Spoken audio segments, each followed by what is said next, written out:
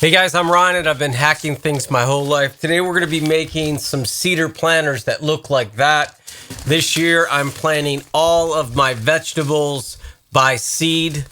All of these seeds were not cheap. They were $25, but I was able to get arugula.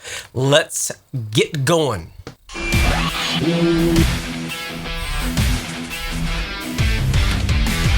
So the first thing I did was get all the material from my local lumber shop. I was surprised how much cedar cost. It was actually $10 a board, which was around 72 inches or 6 feet. The boards are around 5.5 or 6 inches wide, and they say the boards are 1 inch thick. I saved a little bit money by going with fence pickets, but the truth is, cedar was god-awful expensive. If you can find old barn cedar from somewhere else, like something from an old torn down shed or barn, because you have to have cedar next to food. You can't use the pressure-treated lumber. It's a lot better than it used to be, the pressure-treated lumber. It used to be made of poison, arsenic, and now it's made of a copper derivative. I don't know exactly what that is. These sides right here were the first thing that I cut with the cedar. I knew that I needed some long boards and I needed the end boards. So I went ahead and I cut everything I could and got my entire materials laid out. I'm making 3 of these because I want 2 long ones, one to put my hydroponic. I haven't liked the way that the white of the PVC has been shown in my yard when I'm showing off all my garden stuff. And so I went ahead and I'm going to encase that. Then what I did is I got a flat surface and I started to assemble the cedar skirts, the outside of the skirts. Now I'm using ceramic screws here. And the ceramic screws, I got a 5-pound jug. The reason why that you want to use ceramic screws is they will not leak into the cedar and cause staining. So if you were to use regular screws, like non-galvanized, which is zinc coated, they would rust and the rust would drip down and create this ugly stain. The goal here is to use natural wood that goes up against the wood.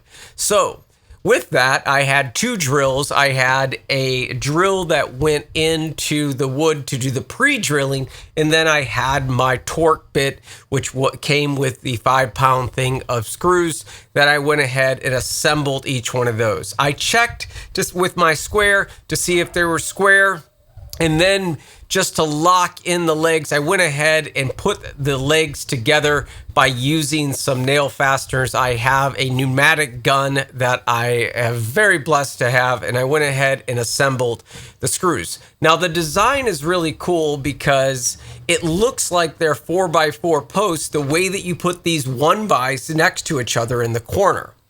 Most likely for the longer ones, I'm going to add another leg. But for this video, I have 4 legs per raised planter. When I got all of those assembled, I went ahead and double checked to see if it was square. I then had to put in the base. The base was going to be touching the dirt, which inevitably would be touching the wood. So I went ahead and got a little ledger board and tacked that in.